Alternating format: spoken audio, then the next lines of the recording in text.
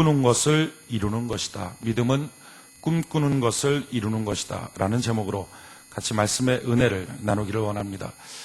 저는 여러분들이 참 매력적인 사람 되기를 원합니다. 이 자리가 기가 막히게 매력적인 자리가 되기를 원합니다.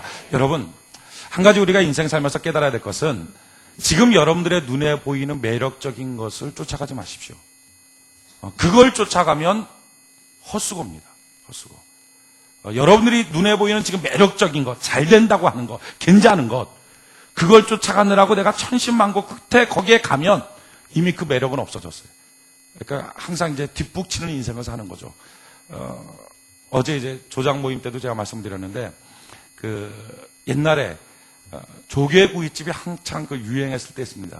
한두 번 아마 가서 드신 분들이 있을지 모르겠는데, 근데 처음 조개구이를 했을 때는 굉장히 매력적이었어요. 막 엄청나게 돈을 벌었어요. 근데 야, 저거 잘 된다 해서 이제 후발주자로 이제 뛰어들어서 조개구이 했던 사람들은 다 망했어요. 요즘에 매력적인 장사 중에 한 가지가 화로구이집입니다. 막 여기저기 죽순같이 이렇게 화로구이집이 또 모양도 똑같이 만들더라고요. 제가 물어봤어요. 이거 체인점이냐고. 그게 아니라 한 집이 잘 되니까 모양 똑같이 해갖고 다 이렇게 농부 같은 거 이렇게 뭐 진흙처럼 이렇게 해갖고 다 만들어요. 근데 지금 그 화로집 만드는 사람들은 반드시 망합니다. 혹시 여러분들 가운데 그런 엉뚱한 생각을 갖고 돈을 거기다 한번 투자해볼까? 절대 안 돼요. 왜냐하면 그렇게 만들어 놓으면 이미 그 자리는 매력을 상실한 자리예요. 그러니까 어떤 사람들은 항상 매력적인 것을 앞에 놓고 그 매력적인 것을 향하여 쫓아가다가 인생을 허비하고 그러면서 하는 말이 왜 남들은 잘 되는데 내가 하면 꼭 안 되느냐 하는 말을 합니다. 왜 그렇습니까? 매력적인 것을 바라보고 가면 가는 시간 동안 이미 그 매력은 상실한 거예요. 중요한 것은 인생을 승리로 사는 비결은 그냥 여러분들이 매력적인 사람이 돼버리면 됩니다. 이 자리가 매력적인 자리가 돼버리면 됩니다. 정말 매력적인 게 뭐죠? 그게 복이 있는 거예요. 저는 여러분들의 영혼에 복이 있고 할렐루야 범사에 복이 있고 강건의 복을 주신 하나님, 주여 내가 매력적인 사람이 이미 되었으니 정말 그것이 드러날 수 있도록 도와주시옵소서. 할렐루야. 우리가 복 있는 사람이 된 거예요. 믿습니까? 복 있는 사람이 되었으니까 그 복을 드러내며 살 수 있도록 하나님 역사하여 주시옵소서. 매력적인 인생. 그래서 무엇인가 다른 매력적인 걸 쫓아가지 말고 지금 여러분들 안에 하나님이 함께만 하시면 기가 막힌 매력적인 인생이 된다는 걸 믿고 하나님 나와 함께하여 주시옵소서. 할렐루야. 그렇게 고백할 수 있는 은혜가 있기를 바랍니다. 그럼 이 매력적인 것이 시행되는 원리가 무엇입니까? 그 첫 번째 원리는요, 막 축복해 주는 거예요. 아멘. 막 축복해 주는 거. 우리가 성경 한번 찾아봅시다. 민수기. 지금 여호수아 2장을 손에다 딱 누르고 앞으로 가면은 민수기가 있어요. 민수기 6장.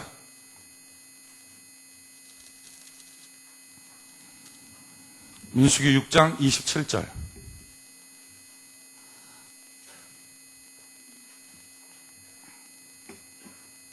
민수기 6장 27절. 민수기 6장 27절. 같이 한번 한 목소리 한번 읽읍시다. 민수기 6장 27절 같이 한 목소리 시작. 그들은 이같이 내 이름으로 이스라엘 자손에게 축복할지니 내가 그들에게 복을 주리라. 아멘. 축복이란 말이 뭐죠? 복을 빌어준다는 겁니다. 근데 복을 빌어주는 게 왜 중요하냐? 복을 빌어주면 어떻게 한다고요? 여기서 하나님이 그들에게 복을 내려주시겠다. 그러니까 하나님이 우리에게 매력적인 것을 막 가득히 준 거예요. 근데 그게 언제 시행이 됩니까? 내 입을 열어서 복을 막 빌어주면 그때부터 하나님이 그 복을 시행하여 주시겠다는 거예요. 할렐루야. 저는 여러분들의 심령 속에 복을 막 빌기를 바랍니다. 이 자리에 막 복을 막 빌기를 바랍니다. 여러분들 가정에 축복하기를 바랍니다. 여러분들의 인생을 향하여 축복하기를 바랍니다. 막 사랑하며 축복하라고요. 그러면 그것에 하나님의 놀라운 복이 그대로 시행되는 역사가 나타나게 될 것입니다. 어떤 목사님의 간증이에요. 그 교회에 한 분의 성도님이 오셨는데 참 잘 사는 집인데 여자분이 찾아온 거예요. 찾아오는데 얼굴이 심각한 얼굴을 갖고 찾아왔어요. 그래서 목사님, 제 가정이 이제 다 끝났습니다. 이제 제 가정이 다 망했습니다. 그 이유는 저희 딸 아이 때문인데 참 사랑스러운 딸이었었는데 어느 순간인가부터 이 딸이 어긋나기 시작한 거예요. 뻗나가기 시작한 거예요.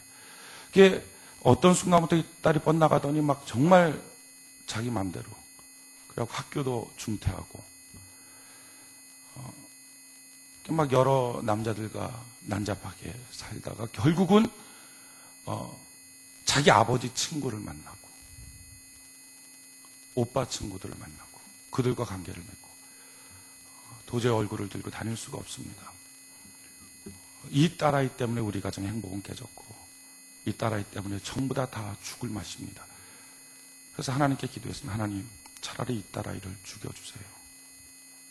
여러분, 친어머니가 자기 딸을 놓고 하나님께 기도할 때 하나님 이 딸을 차라리 죽여주세요 말할 정도라면 이미 얼마나 마음이 찢어졌다는 걸 우리가 압니다. 그 전에 얼마나 수없이 노력했겠어요. 돌아오라고 노력하고 뭐 열심히 노력했어요. 그러나 그 모든 것이 헛수가 되고 그러면 그럴수록 점점 더 어긋나가니까 차라리 나중에 하나님께 기도한 거예요. 하나님, 차라리 이 딸아이 죽여주세요. 이 딸아이 때문에 내가 너무 힘들고 이 가정이 다 풍지박산 났어요. 얼굴을 못 들고 다녀요. 가정의 사람들이 모이면은 이제 더 이상 그 불행을 막 감당할 길이 없어요. 그래서 목사님께 나와서 목사님, 딸아이 죽여달라고 나한테 기도해 주세요. 그렇게 하고 무릎을 꿇더라는 거예요. 그래서 자기가 그 문제를 놓고 금식하기도 하고 막 철학 기도를 했다는 거예요. 그 목사님이 당신이 참 열심히 기도한 건 너무 감사하다. 그런데 기도의 내용을 좀 바꿔보라. 죽여달라고 기도하지 말고 이제부터 예수 그리스도의 십자가 안에 변화된 딸의 모습을 기대하고 십자가 앞에서 변화되지 않은 사람은 누가 있느냐. 강도도 바뀌었는데 다 바뀌어지고 다 새로워진다. 그러니까 변화될 딸아이의 모습을 생각하고 그 딸을 축복하고 그 딸아이를 사랑해봐라. 멋진 딸의 모습, 사랑스러운 딸의 모습, 참 가정의 희망과 소망이 되는 그런 딸의 모습, 기뻐하며 가족 전체가 웃고 있는 그런 모습들을 한번 상상하고 주님, 내가 그 딸을 축복합니다. 내가 그 딸을 사랑합니다. 이렇게 고백해보라. 그랬더니 되겠느냐 그랬더니 그 여인은 막 갈 때마다 아멘, 그렇게 하겠습니다. 그래갖고 그 머리에 손을 얹고 축복해 줬대요. 하나님, 이제부터는 딸을 사랑합니다. 이제부터는 그 딸을 축복합니다. 멋진 딸, 예수로 말미암아 변화된 새로운 딸 되게 해주세요. 그렇게 축복 기도하고 돌려보낸 거예요. 그랬더니 몇 달이 지난 다음에 그 부인이 다시 찾아왔는데 막 얼굴이 화내지고 그 옆에 참 아리따운 소녀 한 명을 데리고 왔다는 거예요. 아니 어떻게 이렇게 몇 달 사이에 얼굴이 바뀌었느냐, 몇 달 사이에 무슨 큰 좋은 일이 생겼느냐. 목사님, 그렇습니다. 우리 가정이 이제 회복됐어요. 우리 가정이 행복해졌어요. 아, 그럼 그 딸은 어떻게 됐느냐. 지금 여기 있는 이 아이가 전에 말씀드렸던 그 딸입니다. 그러면서 그 딸한테 목사님한테 인사드려라, 너에 대한 얘기를 다 했다. 그 아이가 무릎을 꿇더니 툭툭툭 울면서 목사님 너무 감사합니다 하면서 하는 말이, 자기는 아버지랑 엄마가 너무 미웠다는 거예요. 어렸을 때서부터 그렇게 막 부부싸움하는 그 모습이 너무 지긋지긋하기 싫었대요. 그게 너무 자기한테 상처가 됐대요. 그래서 자기가 조금 크면서 중학교 좀 넘어가면서 자기의 결심이 뭐냐면은 나를 이렇게 아프게 만든 엄마 아빠를 내가 아프게 해야지, 이게 자기의 결심이었대요. 어떻게 하면 우리 엄마 아빠가 속상할까. 그래갖고 생각한 게 학교 중퇴하도록 학교 안 가고 술 먹고, 그리고 이 사람 저 사람 남자 만나서 남자판 행동하고. 그러니까 그럴 때마다 엄마 아빠가 막 기절하더라는 거예요. 근데 그렇게 싫어하는 엄마 아빠 모습을 보면서 자기는 통쾌했대요. 복수하는 것처럼. 그러다가 더 진하게 한 게 결국 아버지 친구들을 만난 거예요. 그럴 때 막 아버지가 자살하려고 그러더래요. 그 모습 보면서 너무 좋았대요. 나한테 그렇게 상처 줬던 아버지 나도 상처 주겠다고. 근데 그렇게 막 산 거예요. 그래갖고 막 아버지 엄마한테 너무 상처를 받아서 그 싸웠던 모습이 너무 아파갖고 상처되고, 막 집에만 돌아오면 싸우는 소리, 밤새도록 싸우는 소리. 그래서 자기도 상처 주겠다고. 그렇게 자기 인생을 막 그냥 버려가면서 상처를 준 거예요. 근데 그렇게 하다가 어느 날 호텔에서 또 다른 남자를 만나고 잠자고 새벽에 눈을 딱 떴는데 그 순간에 자기 마음속에 자기 스스로가 너무 더럽게 느껴지더래요. 내가 뭐 때문에 인생을 이렇게 사나. 내가 너무 더럽다. 내가 너무 참 난잡하다. 그때 딱 떠오르는 것이 엄마 얼굴, 아빠 얼굴, 자기 오빠 얼굴. 다시 돌아가고 싶더라는 거예요. 근데 다시 돌아가봤자 안 받아줄 게 뻔하다는 거예요. 가끔가다 만났는데 만날 때마다 너 같은 거 우리 집에 없어야 돼. 그래서 온갖 독설과 저주를 막 엄마가 퍼붓고, 너 때문에 우리 가정 다 망했어 막 이렇게. 그러니까 그 말을 듣는다는 것이 너무 싫었다는 거예요. 차라리 엄마 아빠 다시 만나고 행복한 옛날로 돌아갈 수 없다면 죽자. 이렇게 더럽게 사는 게 죽자. 근데 죽는데 마지막으로 엄마 아빠 얼굴 한번 보고 죽자 하고 그 새벽에 집으로 갔대요. 집으로 가서 이제 초인종을 딱 누르려고 하는데 온몸에 땀이 확 나더라는 거예요. 왜냐하면 초인종 누르면 뻔하게 엄마 아빠 뛰어나가서 자기를 두들겨 패고 너 같은 건 죽어야 돼. 너 같은 건 없는 게 나서 막 이런 얘기를 들을 게 뻔하니까 그 저주스러운 얘기를 들어야 된다는 것 때문에 온몸에 땀이 그냥 확 나지만 그래도 마지막 보자. 그리고 그 소리 들은 그 힘으로 죽자. 그러고 눌렀다는 거예요. 딱 누르자마자 딱 엄마 아빠가 뛰어나오는데 뛰어나오자마자 엄마가 그 아이를 끌어안고 내가 널 사랑해. 내가 널 기다렸어. 넌 참 귀한 딸이야. 그러면서 아빠도 오빠도 너를 너무 사랑하고 널 너무 기다렸단다. 어서 들어가자. 그랬더니 오빠랑 아빠랑 나와서 내가 널 사랑해. 그 뒤에 있는 것은 뭐 다 잊어버린 사람처럼 아무것도 아닌 사람처럼 그렇게 끌어안고 기다렸다. 사랑한다. 근데 그 말을 듣는 순간에 이 딸아이 마음이 다 녹아버린 거예요. 그리고 내가 이제 새롭게 살자. 딸아이가 바뀌었어요. 그리고 공부 다시 시작하고 그 이후로는 성공한 사업가의 아내가 됐고 그 교회 구역장으로 활동하고 그 딸아이, 그 사람의 그 딸아이를 자기가 약혼식을 치러줬다고. 만약에 그를 향해서 독설하고 저주를 퍼붓고 너 같은 건 없어야 된다고 말했다면 그 딸아이는 죽죠. 사랑하고 축복했더니 바뀌어진 거예요. 여러분, 축복한다는 것이 얼마나 중요합니까? 지금 여러분들의 인생을 축복할 때 죽음이 생명으로 바뀌어지게 될 줄 믿습니다. 지금 여러분들의 가정을 축복할 때 죽음의 가정이 생명의 가정으로 바뀌어질 걸 믿습니다. 그러니까 하나님의 원리는요, 축복해 주는 거예요. 축복해 주는 거. 하나님은 우리를 이끌어 가실 때 죄책감을 끌고서 이끌어 가지 않았어요. 막 우리를 뭉개버리면서 이끌어 가지 않았어요. 예를 들어서 제자들을 부를 때, 야, 죽어가는 영혼들이 얼마나 많은데 너희들은 지금 고기나 낚느냐, 이 못된 것들아. 나를 따라와. 그렇게 하지 않았다고요. 비전을 보여주잖아요. 지금 추수할 것이 너무 많다. 이제부터 너는 고기를 낚는 자가 아니라 사람 낚는 어부가 될 거야. 놀라운 비전으로 그들에게 축복하고 비전을 보여주고 꿈을 보여주면서 하나님이 이끌어가시는 거예요. 교회는 그러기에 정죄하는 곳이 아닙니다. 죄책감을 끌어내는 곳이 아니에요. 뭐 여러분들은 이게 뭐 전도도 안 한 것은 다 죽어버려야 됩니다. 막 이게 아니라 그런 꿈과 소망들을 심어주는 곳이에요. 여러분, 우리 안에 육신의 정욕들이 있어요. 우리 안에 옛 것들이 있다고요. 우리의 가정도, 우리의 삶의 터전도 그런 것들이 있어요. 근데 이런 것들이 몰려나가고 하나님의 새로운 축복과 능력과 하나님의 역사와 참 매력적인 것들이 들어와야 합니다. 아멘. 근데 이것이 들어오는 비결, 이게 밀려나가고 들어오는 비결은요, 계속 성경 말씀 그대로 주의 복으로 차버리면 저주는 밀려나가는 거예요. 아멘. 그 주의 복으로 차게 만드는 방법이 뭡니까? 내가 계속 복을 빌어주는 거예요. 할렐루야. 복을 막 계속 빌어주는 거예요. 여러분들 가정에 육신의 정욕으로 꽉 차 있어서 분노와 미움과 시기와 다툼으로 막 꽉 차 있습니까? 낭만과 저주로 꽉 차 있어요.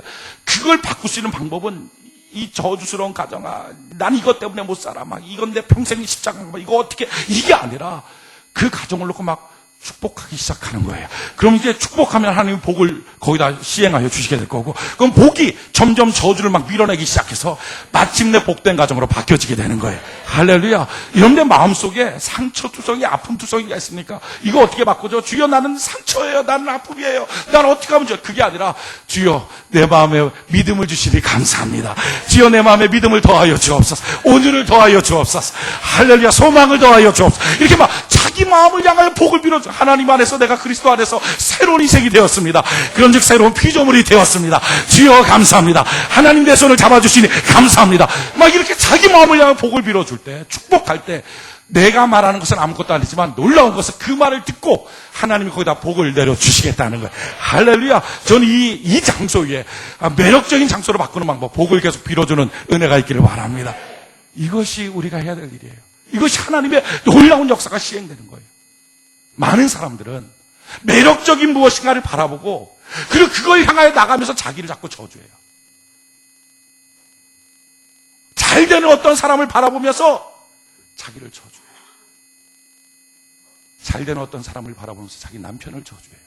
잘 되는 어떤 사람을 바라보면서 자기 아내를 저주해요. 잘 되는 어떤 사람을 바라보면서 자기의 부모를 저주해요. 자기의 가정을 저주해요. 야, 너무 저건 잘 되는데 나는 왜 이러냐? 그러면서 또 한 가지 잘 되는 어떤 사람을 보면서 잘 되는 그 사람을 저주해요. 여러분 보십시오. 내 입을 열어서 저주하기 시작하면 저주가 시행되지 않겠어요? 그러니까 방법이 뭐죠? 잘 되는 어떤 거 바라보고 그걸 축복해 주고요. 더 놀라운 것은 그것뿐만 아니라 주님, 나에게 복을 빌어주세요. 할렐루야. 내 자리가 복 있는 자리 되게 해주세요. 내 자리가 매력적인 자리 되게 하여 주세요. 막 축복하고 칭찬해 주는 거예요. 이럴 때부터 하나님은 그 복을 시행하여 주시게 될 것입니다. 이게 성경의 원리예요. 저는 여러분들의 인생에 매력적인 인생이 되기를 원합니다. 우리 한번 시행해 봅시다. 지금 옆분들에게 자기가 빌어주시는 복을 막 한 5가지 이상 막 한번 빌어준 거지. 자, 시작.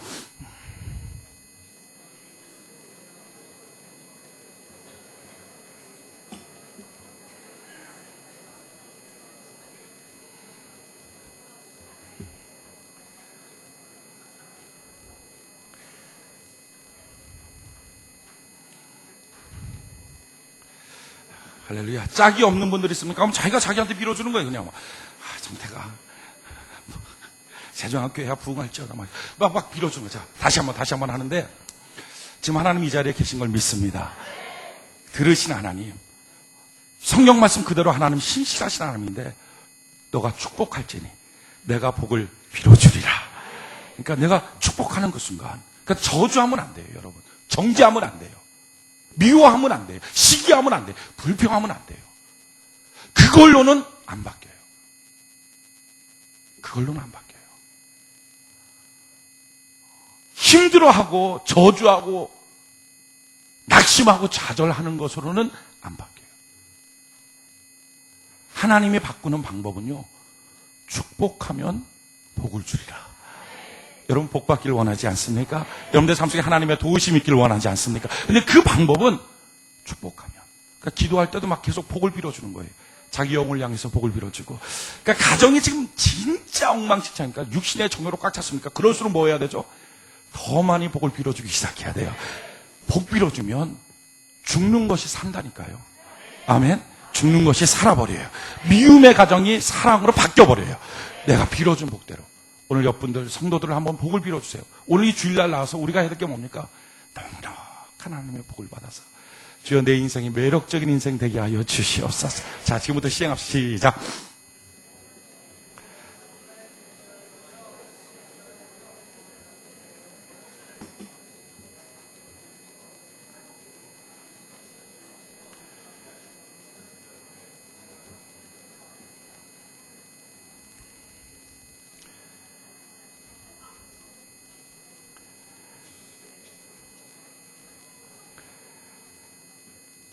할렐루야. 여러분들이 말한 모든 것 하나님이 들으시고 그 복을 시행하여 주시게 될 것입니다. 그래서 저는 여러분들의 삶이 올해 안에 깜짝 놀랄 만큼 바뀌어지는 인생이 되기를 원합니다. 상상하지 못할 하나님의 놀라운 역사가 여러분들 삶 속에 체험되기를 원합니다. 그러기에 내 삶이 매력적인 인생이 돼야 되는데, 그러기 위한 첫 번째 조건, 그것은 계속 복을 빌어주는 거예요. 저는 여러분들의 입술 가운데 복된 말이 흘러넘치기를 원합니다. 이거는 내가 하는 거예요. 되는 게 아니라 해야 돼요. 해야 돼요. 그냥 막 억지로라도 막 복을 빌어주기 시작해야 돼요. 힘든 거 보면 힘들다고 말하는 게 순리죠. 근데 성경은 이런단 말이죠. 힘든 걸 보고 힘들다고 말하면 말한 대로 해주겠다는 거예요. 그럼 더 힘들어지잖아요. 그럼 더 힘들어지면 더 힘들다고 말하면 더 힘들게 할 거 아니에요. 그럼 죽을 것 같다고 말하잖아요. 그럼 죽을 것 같다고 말하면 죽이잖아요. 그러면 안 되잖아요. 여러분, 저는 여러분들이 힘들 때 주님 감사합니다. 주여 역사하여 주시옵소서. 사도 바울이 그러지 않았어요? 매 맞고 옥에 들어갔어요. 힘들잖아요. 근데 힘들 때 원망하고 낙심한 게 아니라 주를 찬양하잖아요. 주께 감사하기 시작하잖아요. 그럴 때 그 옥이 교회가 되지 않습니까? 자기를 때렸던 사람이 성도가 되잖아요. 감사하면 역전이 나타나요. 왜 그러죠? 하나님의 방법 때문에. 복을 빌어주면, 축복하면 내가 복을 주리라. 이게 하나님의 방법이니까. 저는 여러분들의 가정에 축복하길 바라요. 할렐루야. 저 여러분들의 인생에 축복하길 바라요. 이 교회 위에 축복하길 바라요. 여러분들의 직장을 향하여 축복하길 원해요. 할렐루야. 여러분들의 자녀들에게 축복하길 원합니다. 여러분들의 부모를 향하여 축복하길 원합니다. 여러분들의 남편과 아내를 향하여 축복하길 원합니다. 마음껏 축복할 때 빌은 복대로 하나님 그 복을 시행하여 주시게 될 것입니다. 이게 첫 번째 매력적인 인생을 만드는 비결이에요. 두 번, 오늘 이걸 드리길 원하는 건데, 매력적인 인생을 만드는 비결, 그것은 하나님이 일하는 공간을 만들어야 돼요. 이게 뭐냐면 믿음이에요. 믿음. 하나님은 어떻게 일하십니까? 믿음 가진 자에게 일하십니다. 그게 하나님께서 일하실 때마다 내가 믿느냐? 주여 내가 믿습니다. 믿음대로 될지어다. 그러니까 하나님 꼭 일하실 때 일하시는 공간, 하나님이 역사하시는 공간이 뭐냐? 오늘 이 믿음이 뭔지 우리가 그것을 좀 살펴보고 깨닫게 되는 은혜가 있기를 원합니다. 많은 사람들이 교회 나오면 믿음으로 사는 자는 하늘 위로 받겠네겠고, 믿음이라는 말은 많이 하는데, 구체 정말 우리가 알기 쉬운 것으로 어떻게 이해해야 될 것이냐, 이걸 잘 모르는 것들이 많아요. 그 믿음이 뭔지 오늘 말씀을 통해서 우리가 깨닫게 되기를 원합니다. 이 믿음이 뭐냐? 오늘 성경에 등장하는 인물은 라합이라고 하는 인물이에요. 이 라합이라고 하는 여인이 등장하는데, 여호수아 2장 1절로 11절, 지금 하나님께서는 여호수아에게 요단을 건너서 가나안 땅으로 들어가라, 그래서 그 땅을 다 전멸하라 라고 말합니다. 그런데 그 말씀과 동시에 또 한 명의 사람이 등장하는데, 그게 바로 라합이에요. 그 여인은 여부수족, 여리고 성, 직업은 창녀예요. 기생이에요. 그렇게 사는 그 여인이 하나님을 믿고, 그래서 하나님의 믿음 가운데 행할 때에 가족을 구원하고 운명을 바꿨던 역사가 오늘 등장해요. 우리가 여기서 한 가지 깨닫게 되는 첫 번째는요, 믿음이라고 하는 것은 누구든지 원하면 다 갖는다는 거예요. 여호수아처럼 선택받은 이스라엘 백성, 용사, 원래부터 믿음 좋고 순종 잘했던 사람, 그도 물론 믿음을 가졌지만, 라합처럼 창녀, 여부수족속이라는 것은 하나님의 약속이 그거였어요. 7족속 다 죽여라. 남녀노소 한 명도 남기지 말고 다 죽여버리라. 근데 왜 죽이느냐? 그 땅이 더럽혀졌다. 뭐가 더럽혀졌냐? 성적으로 타락했다. 그게 이유였습니다. 근데 지금 이 라합이라고 하는 사람은 죽어야 될 여부수족속이고요, 그 죽여야 될 이유가 되는 성적 타락의 근원자 창녀였어요. 그럼 마땅히 죽어야 될 사람이에요. 그런데 그 사람이 하나님의 믿음을 가졌다는 거예요. 그러게 믿음은 어떤 조건이나 위치나 신분이나 혈육에 대한 게 아닙니다. 누구든, 지금 이 시간에도 누구든지 내가 이 시간 주를 믿기를 원합니다. 주여 내게 믿음을 허락하여 주시옵소서. 그러기만 하면 다 그 믿음을 주신다는 겁니다. 너무 좋으신 하나님. 저는 오늘 이 시간 여러분들이 주님 앞에 그 고백을 하기를 원합니다. 주여 내가 믿음 갖기를 원합니다.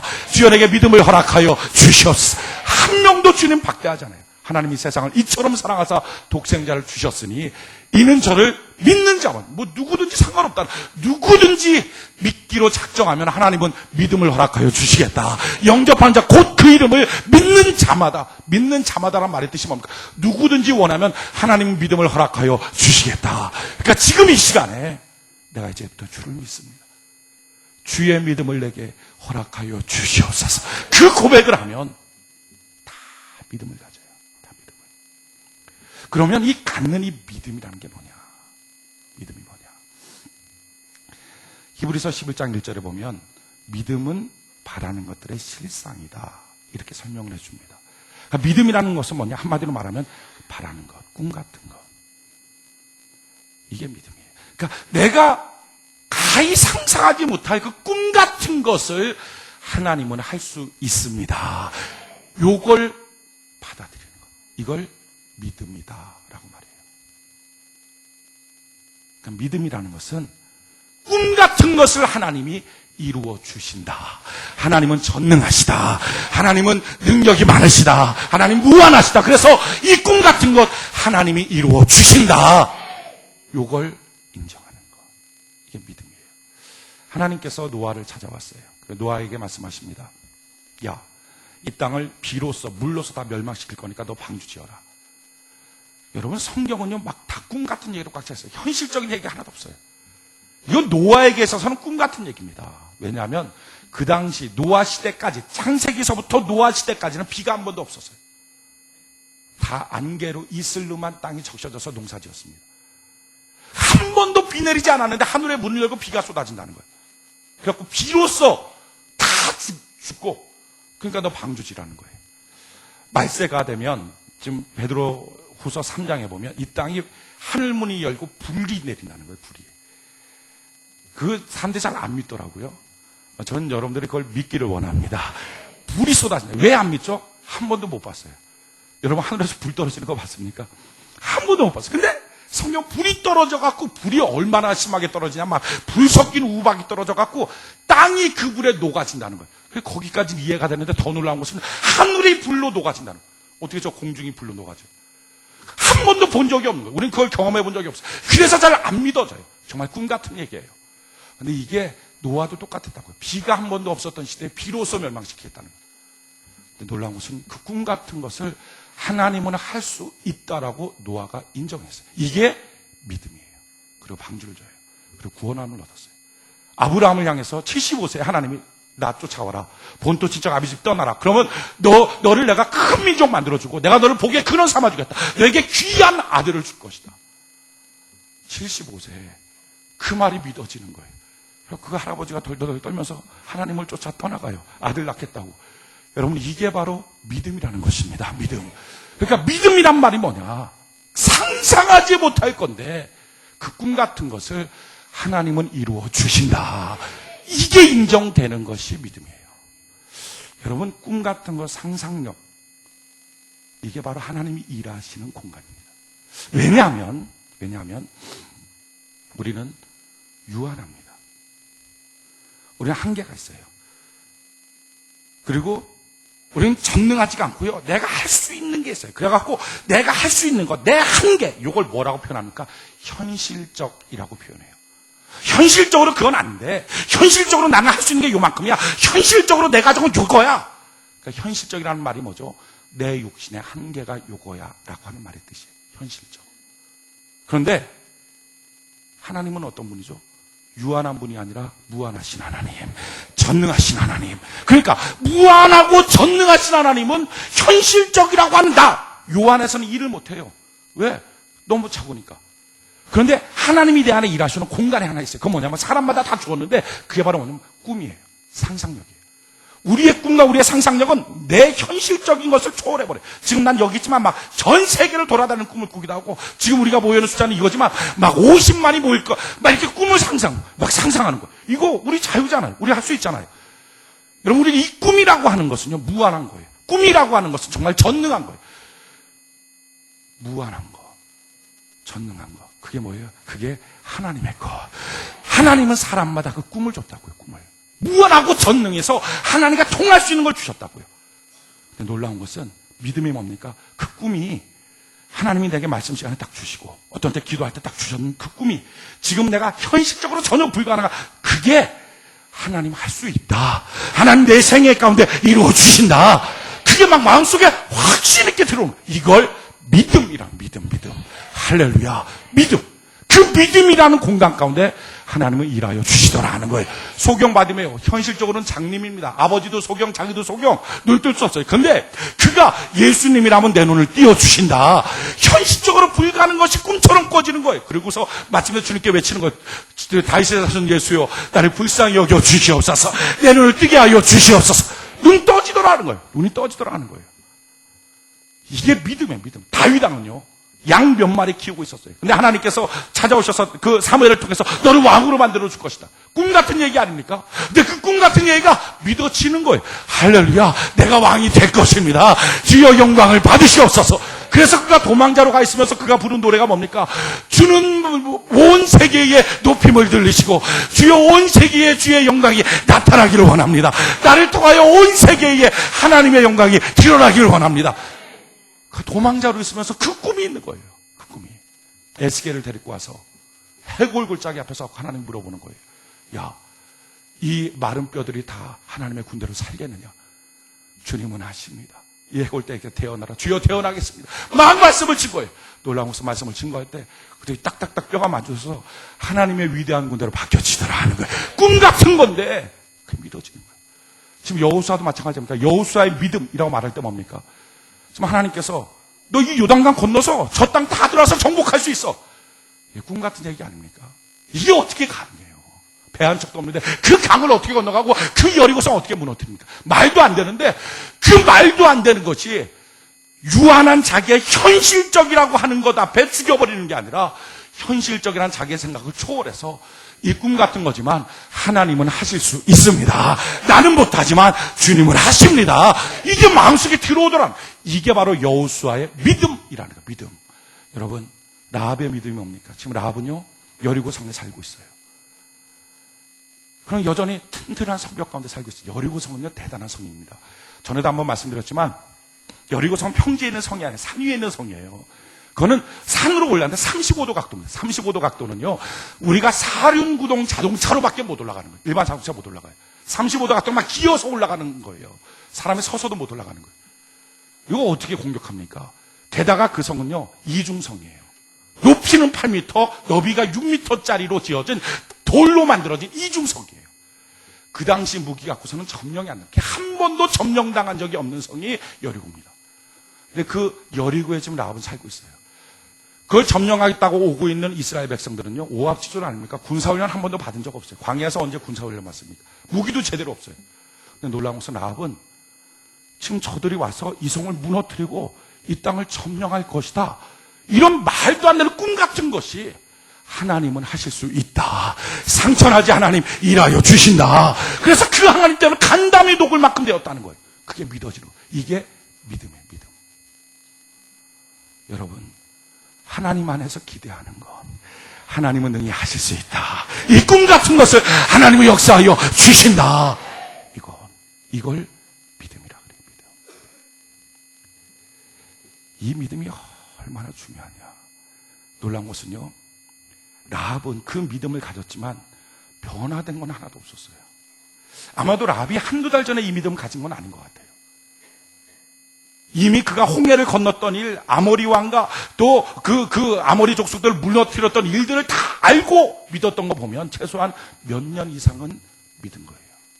근데 몇 년 이상 믿으면서 그가 하나도 바뀐 게 없어요. 하나님을 그렇게 하나님 대단하신 분이다 하는 걸 믿으면서도 여전히 그는 몸을 팔고 있었어요. 여전히 그는 술장사였고요. 여전히 그는 여부수 족속이었고 여전히 그는 여리고성에 있었어요. 우리가 종종 이럽니다. 내 안에 그런 꿈이 있지만, 하나님 안에서 기대하는 꿈이 있지만 현실적인 것으로 안 돼. 안 되는 기간이 1년 됐어, 2년 됐어, 3년 됐어, 4년, 5년 됐어 하면서 하나님이 내게 주신 그런 꿈 소용없는 것 같아, 안 되는 거야 라고 그것을 포기시킬 때가 있어요. 지금 라합도 하나도 안 바뀌었다니까요. 그의 삶은 여전히 그 꿈이 있었지만 똑같은 기생, 똑같은 장녀, 똑같은 술 파는 여자였어요. 놀라운 것은 믿음이 얼마나 위대하냐. 내 안에 들어와 있는 그 하나님의 꿈이라는 것을 내가 딱 인정할 때부터 그게 얼마나 위대하냐. 내가 아니고 믿음이 기회를 만들어 내더라는 거예요. 믿음이. 여러분 보십시오. 여리고성은 타락한, 성적으로 타락한 성이기에 멸망시키겠다는 것이 하나님의 말씀이에요. 그럼 그 성에 창녀촌이 얼마나 많고 술집이 얼마나 많았겠어요. 그런데 정탐꾼이 갔는데 이상한 무슨 라합의 집으로 들어간 거예요. 그거 여러분 신기하지 않아요? 라합의 집 하나밖에 없었다면 또 모르지만 그 많은 집들 가운데 라합의 집으로 들어갔어요. 더 놀라운 것은요, 그걸 보고 라합이 정탐꾼인 걸 알았어요. 그 여러분 신기하지 않습니까? 그 정탐꾼 좀 허술하게 다녔겠어요. 나 정탐꾼 이렇게 써갖고 다니겠어요? 그럼 다 잡히게. 그 정도로 허술하면 우리 간첩 다 잡아서 5천만 원씩 다 탑니다. 안 잡힌단 말이에요. 정탐꾼처럼 안 보이죠. 그러니까 여호수아가 그렇게 멍청한 사람 아니란 말이죠. 그러니까 여호수아가 정탐꾼 보낼 때 정말 여부수 족속 같은 사람 보냈을 거예요. 2명 뽑아갖고 200만 명 중에 2명 뽑을 때 얼마나 비싼 사람 모르겠어요. 그게 맨날 술 먹고 흐리멍텅하고 있는 라합의 눈에 딱 봤을 때 저거 정탐꾼이야 이렇게 보였다는 거예요. 자기 집에 오고. 여러분, 자기가 아니고 자기 안에 하나님을 향한 기대의 꿈이 살아있으면 그 꿈이 기회를 만들어 버리더라는 거예요. 할렐루야. 기회를 만들어 주는 거예요. 조금만 기다리면 기회가. 더 놀라운 것은 그 기회가 왔을 때 그 믿음이, 자기가 아니에요 지금. 자기가 노력한 게 아니라 그 믿음이 그 기회를 붙잡을 수 있는 용기까지 주더라는 거예요. 지금 이 기생이 정탐꾼 걸 딱 봤어요. 그럼 생각이 들 때 어떻게 생각이 들까요? 이놈들 고발해갖고 5천만 원씩 타자. 두 놈 잃어. 신세 바꾸겠다 하는 생각 들지 않았겠어요? 그게 쉬운 길이에요. 그런데 이 기생이 지금 하는 게 뭡니까? 그들을 숨겨요. 모험 아니에요? 이거 대단한 용기 아닙니까? 근데 그게 되는 거예요, 그게. 자기가 그런 용기 있는 사람이라면 벌써 기생짓 안 합니다. 그런데 원래 용기 없던 사람인데 믿음이 있으니까 믿음이 용기를 만들어내더라 하는 거예요. 믿음이 용기를 만들어내는 거예요. 그 기회가 올 때 그 기회를 딱 잡는 거예요. 더 놀라운 것은요, 그 기생이 지금 정탐꾼들한테 요청하는 게 뭐냐면은 당신들이 와서 이성을 다 무너뜨릴 겁니다. 그럴 때 나와 내 가족 다 구원시켜 주세요. 조건이 뭐냐면은 그 정탐꾼들이 이렇게 말합니다. 그래, 조건 있다. 너희 집으로 다 친척들 오게 하라. 그러면 너희 집에 있는 사람들은 한 명도 안 죽일 것이다. 알겠습니다. 친척들 다 모으겠습니다. 그리고 그 친척들을 다 모아요. 생각해 보세요.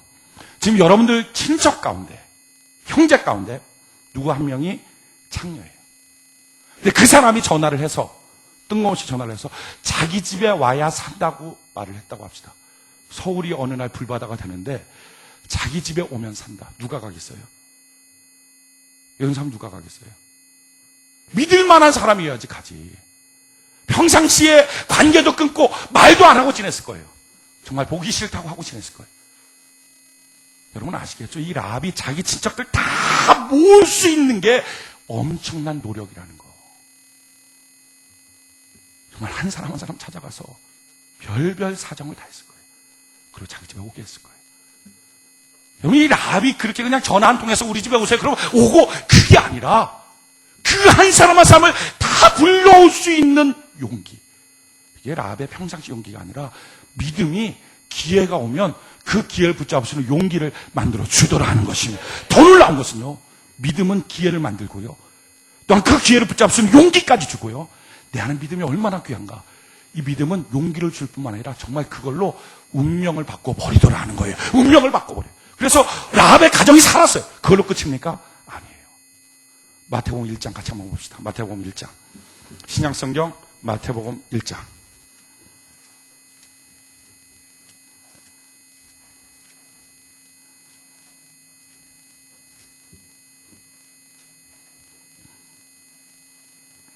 신약성경 마태복음 1장 5절로 6절.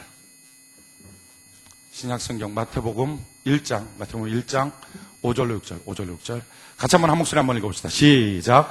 살몬은 라합에게서 보아스를 낳고, 보아스는 루스에게서 오벳을 낳고, 오벳은 이새를 낳고, 이새는 다윗왕을 낳으니라. 아멘. 자, 여기 기가 막힌 게 나와요. 살몬이 누구랑 결혼해요? 라합, 그 기생. 아마도 이 살몬이 2명 정탐꾼 중에 1명이었던 것 같아요. 그 순간에 사랑이 옅었어요. 여러분, 이 기생 라합, 이 창녀가 거룩한 살몬이라고 하는 유대족 속의 사람과 결혼할 거라는 게 이게 상상이 됩니까? 현실적으로 불가능하지 않아요. 이미 버린 몸이. 그런데 믿음이라고 하는 것은요, 상상도 안 되는 일을 만들어내더라 하는 것입니다. 살몬과 결혼해요. 그리고 낳은 아들이 더 기가 막혀요. 보아스예요. 우리가 잘 아는 보아스. 룻기에 나오는 보아스. 유력한 자, 부유한 자. 게다가 그를 통해서 나온 게 뭡니까? 보아스는 또 룻에게서 오벳을 낳고, 오벳은 이새를 낳고, 이새는 다윗을 낳은, 다윗의 고조 할머니가 되는 거예요. 라합이. 예수님의 족보에 올라가요. 운명이 바뀌는 거예요. 내 안에 작은 믿음이라는 거. 그 믿음이 뭐라고요? 하나님은 내가 상상할 수 없는 큰일을 이루어 주신다. 하나님은 내가 꿈꾸는 것을 꿈보다 더 크게 역사하여 주신다. 그걸 기대하는 것. 그건 기대는 했지만 아직 자기 삶은 안 바뀌었어요. 그건 기대는 했지만 아직 담배는 못 끊었어요. 그건 기대는 했지만 아직 술은 먹고 있어요. 그건 기대는 했지만 여전히 자기는 힘든 상태예요. 근데 상관없다는 거예요. 상관없다. 그 꿈이 있으면, 그 믿음이 있으면 믿음이 마침내 기회도 만들어내고, 믿음이 마침내 용기도 만들어내고, 믿음이 마침내 운명을 변화시켜 주더라 하는 거예요. 여러분, 믿음이 뭐죠? 하나님 일하시는 공간. 다른 말로 바꿀까요? 나는 어쩔 수 없이 그냥 하나님만 향하여 기대하고 있었는데 하나님이 기회도 주시고, 하나님이 용기도 주시고, 하나님이 내 인생을 변화시켜 주시더라. 아멘. 하나님이 변화시켜 주시더라. 그러기에 우리에게 중요한 건 뭡니까? 이 믿음, 하나님을 향한 이 기대, 하나님의 꿈 같은 것, 현실적이 아닌 이 비현실적인 것, 그러나 하나님은 하신다, 요걸 마음속에 계속 갖고 있는 거예요. 성경은 이와 같이 말합니다. 요한복음 11장 40절에 예수께서 가라사대 내 말이 내가 믿으면 하나님의 영광을 보리라 하지 아니하였느냐. 믿으면 영광을 보게 된다는 거예요. 믿으면 영광을 본다. 여러분, 우리가 종종 하나님을 향한 기대와 꿈을 가져요. 어떤 때 말씀 시간, 어떤 때 기도하다가, 어떤 때 자기가 성경 보다가 야, 하나님 내 인생에, 내 가정에, 내 삶 속에, 내 인격 가운데 하나님 이런 멋진 일들을 이루어 주옵소서 하는 막 꿈을 가져요. 근데 그것이 1년 지나고 2년 지나고 3년 지날 때 현실적이라고 하는 이름 앞에 그 꿈을 없애버려요. 그 꿈을 유산시켜버려요. 이걸 성경은 낙심이라고 말해요. 하나님께 붙어있던 마음, 하나님께 기대했던 마음이 떨어졌다. 낙심이라고 말해요. 선을 행하되 낙심하지 말지니 때가 되면 거두리라. 아멘. 그러게 오늘 필요한 게 뭐예요? 여러분들 마음속에 하나님 안에 꾸었던 그 꿈, 기대했던 그 꿈, 그걸 다시 붙잡는 거예요. 그게 믿음이에요. 그 안에 하나님은 일하여 주시더라는 거. 그걸 통하여 하나님은 역사하여 주시더라는 거. 하나님 오늘 우리에게 물어보지 않겠어요? 내가 믿느냐? 다른 말로 볼까? 내가 기대하고 있느냐? 너가 정말 꿈꾸고 있느냐? 주여, 내가 여전히 꿈꾸고 있습니다. 그럼 하나님 말씀하지 않겠어요? 꿈대로 될지어다. 그대로 이루어지게 될지어다. 문제는 뭡니까? 내가 그 꿈을 포기한다면, 내가 그 꿈을 유산시켜버렸다면, 이제는 안 되는구나. 그래서 절망 속에 포기했다면, 내가 믿느냐라고 말할 때 이제는 그 믿음이 없네요. 그래서 오늘날 많은 성도들은요, 정말 현실적으로 주를 믿습니다. 현실적인 한계 속에서 그냥 요 정도에서 유지되는 주님을 믿더라는 거예요. 그래서 열심히 기도할 때 주님이 아마 물어보실 거예요. 너가 정말 믿느냐? 그럼 말할 거예요. 나 믿는 거 없는데요. 그럼 주님은 일할 수 없더라는 거예요. 여러분들의 인생이 매력적인 인생 되기를 원하고, 이 자리가 매력적인 자리가 되기를 바라고, 여러분들의 가정과 삶의 터전이 매력적인 삶의 모습이 되기를 원합니다. 그러려면 자기 마음속에 이 하나님을 향한 기대가 계속 있어야 돼요. 이 기대를 어떻게 계속적으로 내게 만들어낼까요? 로마서 1장 같이 한번 봅시다. 로마서 1장. 로마서 1장 16절 17절.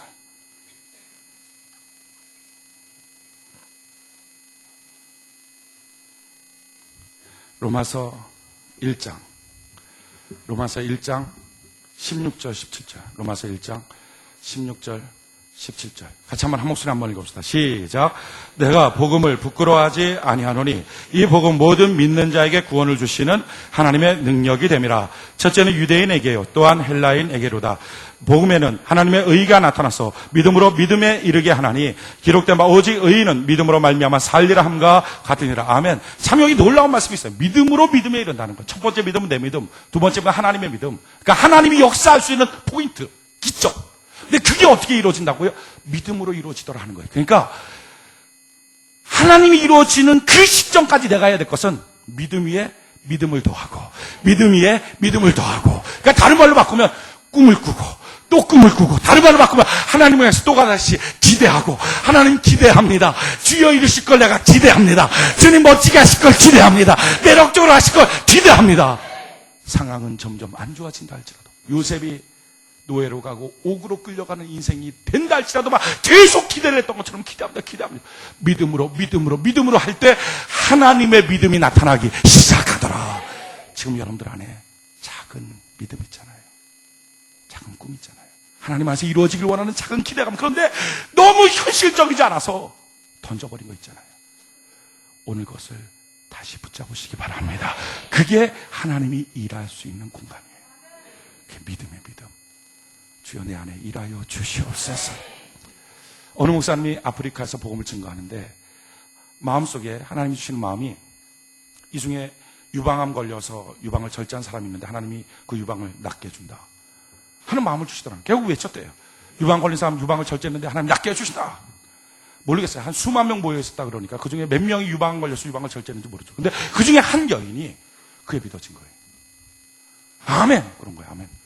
여러분, 이게 절제했는데 이게 어떻게 다시 됩니까? 이게 뭐 성형 수술하는 것도 아니고. 근데 놀라운 것은요, 몇 달이 지난 다음에 그게 되더라는 거예요. 이게 근육을 통해서 부풀어 오를 수는 있겠죠. 뭐, 모르겠어요. 잘. 근데 부풀어 오르는데 문제는 그게 어떻게 만들어져요? 가운데, 중심, 꼭지. 그 잘라졌는데 그게 만들어지더라는 거예요. 내 하나님은 크고 힘이 있고 능이 있어 못할 일 전혀 없네. 믿습니까? 하나님, 우리 교회 안에도 이런 놀라운 기적들이 일어나고 있어요. 소아마비로 다리가 짧았는데 하나님께 기대한 거예요. 하나님, 이 병이 내가 평생 지고 갈 십자가가 아니잖아요. 내가 주를 위해서 복음을 증거하면서 억울함을 당하는 십자가는 내가 지겠지만 주님께서 채찍에 맞음으로 내 병을 낫게 해주셨다 했는데 왜 내가 병을 십자가처럼 내가 지고 다니겠어요? 운명처럼 내가 왜 지고 다니겠어요? 하나님 낫게 해주세요. 놀라운 것은요, 소아마비로 다리가 짧았는데 4cm 이상 짧았는데 다리가 길어지기 시작하는 거예요. 할렐루야, 다리가 길어져요. 제가 막 찬양하는 모습 보니까 이제 거의 정상이에요. 거의 정상. 더 놀라운 것은요, 골반이 요즘에 너무 아프대요. 왜냐하면 이게 그냥 일시적으로 길어진 게 아니라 안 쓰던 근육을 쓰기 시작하니까 이제 골반의 모양이 달라지는 거예요. 그게 정상적으로 되려고. 그러니까 안 쓰던 근육을 쓰려고 하다 보니까 막 그 새로운 근육을 쓰니까 막 골반이 아파지기 시작하는 거예요. 또 어떤 아이는 막, 하나님, 내가 눈이 안 보입니다. 선천적으로 눈이 안 보이는데 눈을 잘 보게 해주세요. 이게 됩니까? 이게 안 되는 건데 눈을 보게 해주세요. 놀라운 것은 눈 보게 해달라고 기도하고 난 다음에 이번에 산상기도에 올라와서 기도하고 난 다음에 내려와서 교과서가 다 보이고 막 안 보였던 게 다 보이기 시작하고, 내 하나님은 크고 힘이 있고 능이 있어 못할 일 전혀 없네. 아멘. 믿습니까? 하나님이 이처럼 일하시더라는 거예요. 다윗처럼 가난한 사람, 자기의 총 재산이 300만 원도 안 되는 사람을 들고서 하나님 약속하시는 거예요. 내가 너를 전무후무한 왕으로 만들어줄 것이고 내가 너를 최고의 부유한 자로 만들어줄 것이다. 놀라운 것은요, 20년 만에 그가 소유한 재산이 하나님께 헌금을 드리는, 건축 헌금을 드리는데 600조 원을 드립니다. 이게 상식적으로 가능합니까? 그러나 우리 전능하신 하나님, 꿈 같은 것을 이루어 주시더라. 그 믿음. 우리 교회 또 한 성도는 이번에 특별 새벽 기도 집회 하기 전에 막 진급을 했어요. 과장에서 부장으로 진급을 했어요. 그게 너무 감사한 마음에 특별 새벽 기도 작정을 했어요. 막 다닌 거예요. 막 열심히 다녔는데 더 놀라운 것은 그 다니고 있는 가운데 일주일 만에 부장에서 이사로 또다시 회사에서 공고가 나버렸어요. 2주 만에 다 올라가 버렸어요. 저는 더 계속 올라가길 원해요. 저는 이번뿐만 아니라 여러분들 모든 삶 속에, 직장에 다니는 분들, 사업하는 분들, 뭐 가정의 모든 삶 속에 자크와 콩나물처럼, 아시나요? 그 동화 콩나물 심었더니 막 쭉쭉 자라나는 거, 쭉쭉쭉 자라나기를 원합니다. 그 꿈을 꾸라고요. 그 꿈을. 저는 우리 교회도 막 그렇게 쭉쭉쭉 자라나기를 원합니다. 그 꿈을 꾸라고요. 우리는 현실적이라고 하는 말 앞에, 그게 똑똑한 줄 알지만 사실은 현실적이라는 말 앞에 하나님이 일할 수 있는 공간이 없잖아요. 전능하신 하나님, 무한하신 하나님은 현실 속에 가둬둘 수 없잖아요. 우리가 이제 하나님을 향한 기대를 갖는 거예요. 하나님을 향한 꿈을 갖는 거예요. 주여 역사하여 주시옵소서. 그래서 자꾸 그 꿈의 꿈을, 기대의 기대를, 할렐루야, 자꾸 그걸 불어넣을 때 마침내 아구까지 찰 때 하나님의 믿음의 역사가 나타나게 될 것입니다. 기생라합도 그 믿음 가졌으나 전혀 변화된 삶은 아니었어요. 아마 지금 여러분들이 어떤 그 꿈을 가져도 지금 당장 변화가 되지 않을 수 있어요. 여전히 몸은 아프고, 여전히 가난하고, 여전히 가정은 우울하고 힘들 수 있다고요. 그러나 그 꿈이 있는 한, 꿈은 기회를 만들어내고, 꿈은 그 기회를 잡을 용기를 허락하고, 그 꿈의 그 믿음은 마침내 여러분들의 운명을 변화시켜주게 될 것입니다. 참 놀라운 원리 한 가지 더 말씀드리고 말씀을 마치려고 해요. 같이 한번 성경 찾아봅시다. 고린도후서 10장 4절로 6절.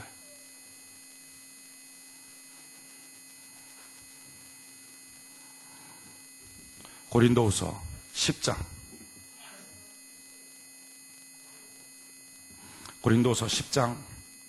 고린도서 10장 4절로 6절. 고린도후서 10장 4절 6절 같이 한번 한 목소리 읽어봅시다. 시작. 우리의 싸우는 병기는 육체에 속한 것이 아니요 오직 하나님 앞에서 견고한 진을 파하는 강력이라. 모든 이론을 파하며 하나님 아는 것을 대적하여 높아진 것을 다 파하고 모든 생각을 사로잡아 그리스도에게 복종케 하니 너희의 복종이 온전히 될 때에 모든 복종치 않은 것을 벌하려고 예비하는 중에 있노라. 아멘. 5절에 보니까 모든 이론을 파하며 하나님 아는 것을 대적하여 높아진 것을 다 파하라. 이게 뭡니까? 하나님 안 돼. 그거 하나님이 해도 안 돼라고 자기가 스스로 세워놓은 현실적인 거. 그 이론. 그 아주 든든한 이론. 내 삶은 이렇고 내 가정은 이렇고 내 처지는 이렇고 그래서 안 돼. 하나님이 뭐라고 말해도 안 된다라고 말하는 현실적이라고 생각하는 나의 그 견고한 이론. 견고한 이론. 그걸 다 파하고 어떻게 하라고요? 모든 생각을 막 도망가는 생각, 미워하려고 도망가고 막 낙심하려고 도망가고 시기하려고 도망가고 절망하려고 도망가고 이 모든 생각을 다 사로잡아서 어디에? 그리스도께로 복종시켜라.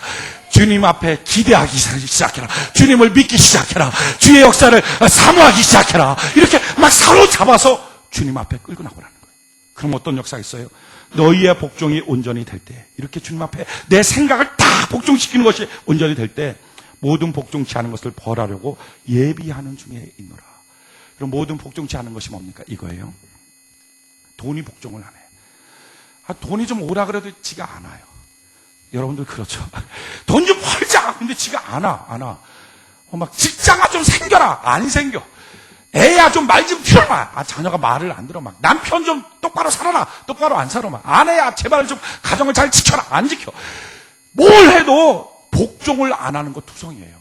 그래서 우리가 불행한 거예요. 그래서 막 이게 매력적이지가 않은 거예요. 막 힘든 거야, 인생이. 근데 그 복종 안 하는 많은 것들을 그리스도인들은 이걸 복종시키려고 막 뛰어다녀요.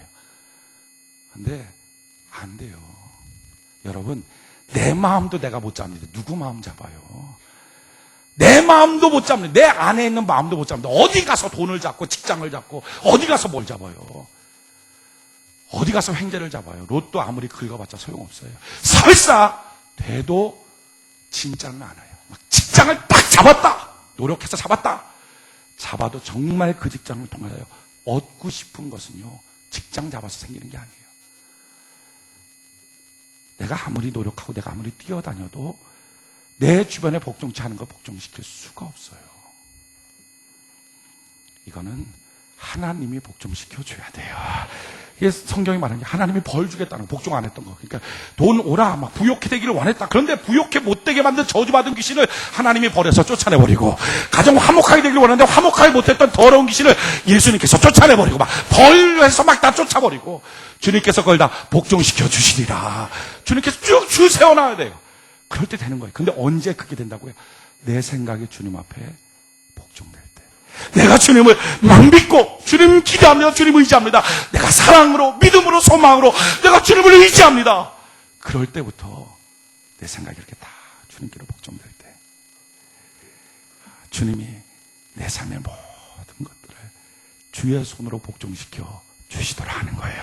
여러분, 내 주변에 있는 것은 내가 못하는 거예요. 오늘 많은 기독교인들이 하나님께 기도할 때 이렇게 기도해요. 주여 내게 능력 주세요. 내게 능력 주세요. 그 능력 갖고 뭐 하느냐? 돈 잡아오고 뭐 남편 잡아오고 뭐 가정 바로 세워놓고. 이게 못한다니까요. 우리는 못 잡는 거예요. 그러니까 아무리 능력 잡아도 그걸 못해요. 못하는 걸 하겠다고 쫓아가니까 속상한 거예요. 속상해하지 말고 못하는 걸 못한다고 인정하는 은혜가 있기를 바랍니다. 못하는 건 하나님께 맡기자고요. 하나님 맡아 주시옵소서. 근데 할 수 있는 게 있잖아요. 뭐 할 수 있죠? 내가 주를 믿는 거, 내가 주님을 꿈꾸는 거, 내가 소망의 사람이 되는 거, 내가 사랑의 사람이 되는 거, 내가 온유한 사람이 되는 거, 이거 내가 할 수 있잖아요. 내 마음 바꾸는 거, 막 주님 내가 막 기쁘게 이제 살겠습니다. 내가 이제 주를 믿겠습니다. 내가 주님을 향해서 기대하며 꿈꾸겠습니다. 이건 내가 막 뭐 의도적으로 만들 수 있잖아요. 할 수 있는 것을 할 수 있는 은혜가 있기를 바랍니다. 시기, 분노, 미움, 질투, 원망, 낙심, 좌절 다 떠내버리고 그거 이제 안 하겠다 결심하십시오. 그리고 내가 주님을 소망합니다. 주님이 일하실 수 있기를 원합니다. 내가 주님을 기대합니다. 그렇게 꿈꾸고 있을 때 하나님은 내가 하지 못했던 내 삶의 모든 것들을 책임져 주시고 변화시켜 주시게 될 것입니다. 믿음은 기회를 만들어요. 믿음은 용기를 주기 시작해. 믿음은 마침내 내 운명을 변화시켜줘요. 저는 여러분들이 오늘 그 꿈을 다시 붙잡는 은혜가 있기를 바랍니다. 우리 주께 두 손